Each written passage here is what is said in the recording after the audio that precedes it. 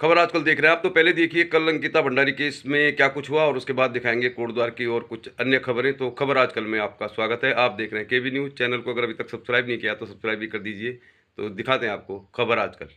नमस्कार, केवी न्यूज़ देख रहे हैं आप। केवी न्यूज़ खबर आपकी में आपका स्वागत है। 27 अक्टूबर है आज और अंकिता भंडारी केस की सुनवाई हो रही है कोटद्वार न्यायालय में। और जो गवाह हैं वो कोर्ट के अंदर मौजूद हैं और आरोपी भी कोर्ट के अंदर ही मौजूद हैं। तो जब वो कोर्ट से बाहर आएंगे तभी हम आपको बता पाएंगे कि आज अंकिता भंडारी केस में क्या गवाही हुई और इसका इससे केस से क्या ताल्लुक है। तो केवी न्यूज़ खबर आपकी में दिखा रहे हैं, हमारे पीछे आपको दिखाई दे रहा होगा कोर्ट। और अब कार्रवाई लगभग समाप्त होने वाली है, लगभग 4 बजने वाले हैं। तो अब बाहर आएंगे आरोपी, तो उसके बाद फिर मालूम चलेगा कि आज कोर्ट में क्या कुछ हुआ। तो अंकिता भंडारी केस की जो भी कार्रवाई होती है कोर्ट में वो सब हम दिखाते हैं आपको। केवी न्यूज़ देख रहे हैं आप। 27 अक्टूबर अंकिता भंडारी केस कोर्ट द्वारा।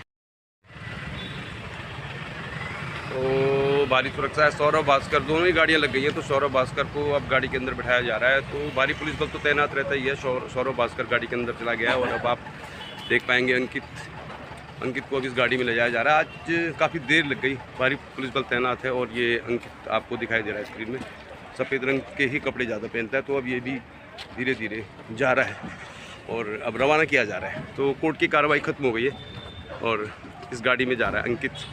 तो अंकित और सौरभ भास्कर आज बैक टू बैक 2 गाड़ियां लगी हुई हैं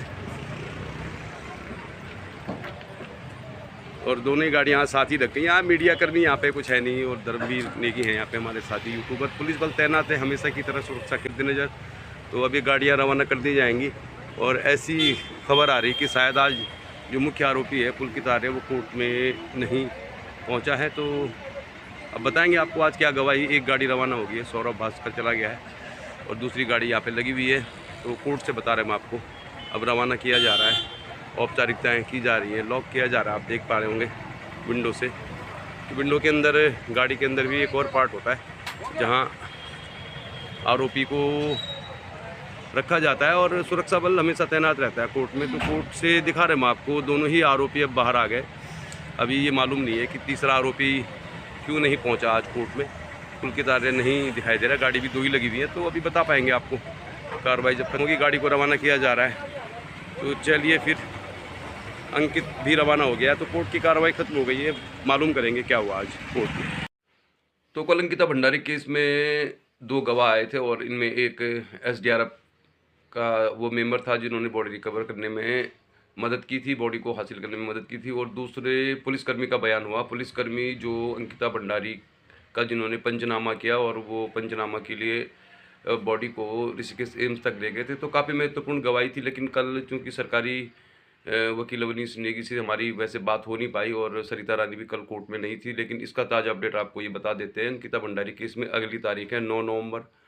और ऐसा बहुत सारे लोग हमसे भी कहते हैं और बहुत सारे लोग कहते हैं न जाने कब तक इंसाफ आएगा, तारीख पे तारीख लग रही है। तो हमें ये जानकारी दी है पैरवी कर रहे वकीलों की ओर से कि अब इस केस में जो ज़रूरी गवाह हैं उन्हीं को ही बुलाया जाएगा, यानी उन गवाहों को नहीं बुलाया जाएगा जिनका इस केस से बहुत बड़ा ताल्लुक नहीं है या जो चार्जशीट में आरोप हैं उनमें बहुत ज़रूरी नहीं है उनकी गवाही कराना। क्योंकि 97 गवाहों की अगर गवाही होगी तो ये मामला 6-7 महीने बाद तक ही गवाही पूरी हो पाएगी। तो अब ऐसी खबरें आ रही है कि सीमित गवाहों को ही बुलाया जाएगा और दिसंबर तक इसकी जो गवाही है उसकी प्रक्रिया पूरी हो जाएगी। और उम्मीद करते हैं जल्द फैसला आएगा कोर्ट से, अंकिता भंडारी को इंसाफ मिलेगा। आगे दिखाते हैं आपको कोटद्वार की अन्य खबरें। खबर आजकल में आपका स्वागत है। आज कोटद्वार भाबर के इंटर कॉलेज मोटाढाक के खेल प्रांगण में इंटर स्कूल फुटबॉल प्रतियोगिता के 2 सेमीफाइनल मैच खेले जाएंगे। पहला सेमीफाइनल 10 बजे खेला जाएगा जिसमें DAV और कॉन्वेंट के बीच मुकाबला होगा।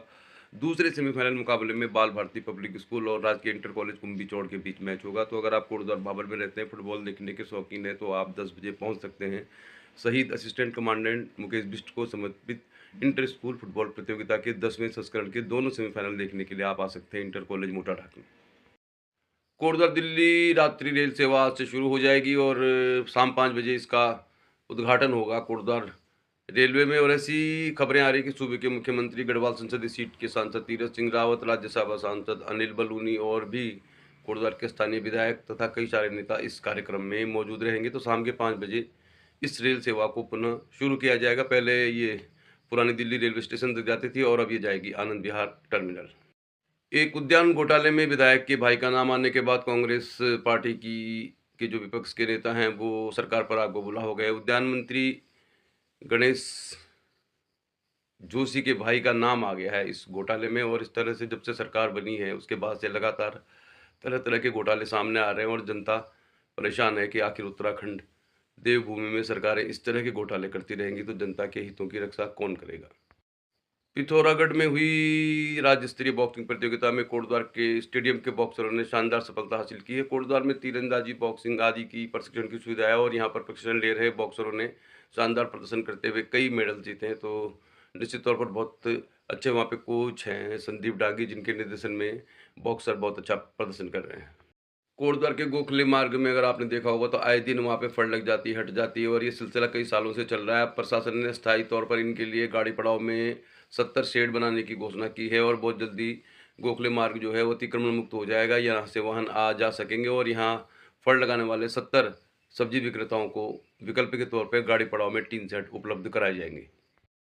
कोटद्वार भाबर के कंचनपुरी में हाथी का उत्पात जारी है। कई बीघा धान की फसल को रौंद दिया है हाथी ने और हाथी का आतंक उसी जगह में हो रहा है जिधर से कंडी मार्ग जो बना हुआ है। कंडी मार्ग जहाँ पे ख़त्म होता है वो जगह कंचनपुरी का इलाका आता है। तो पिछले कई दिनों से वहाँ पे हाथी धमक रहा है, ऐसी खबरें आ रही हैं। तो कंडी संपर्क मार्ग में वैसे भी बहुत धूल उड़ती है और अब इस तरह की खबर आने से रात्र में सफ़र करने वाले लोगों के लिए बहुत बड़ी परेशानी है। तो खबर सुबह-सुबह में आज इतना ही। शाम को आपको दिखाएँगे दोनों सेमीफ़ाइनल मैचों की हाइलाइट, यानी कि कौन-सी 2 टीमें होंगी जो कल खेलेंगी फाइनल इंटर स्कूल फुटबॉल का, और भी बहुत कुछ खबरें दिखाई हैं। अभी के लिए इतना ही। बने रहिए केबी न्यूज़ के साथ। देखते रहिए केबी न्यूज़, खबर आपकी।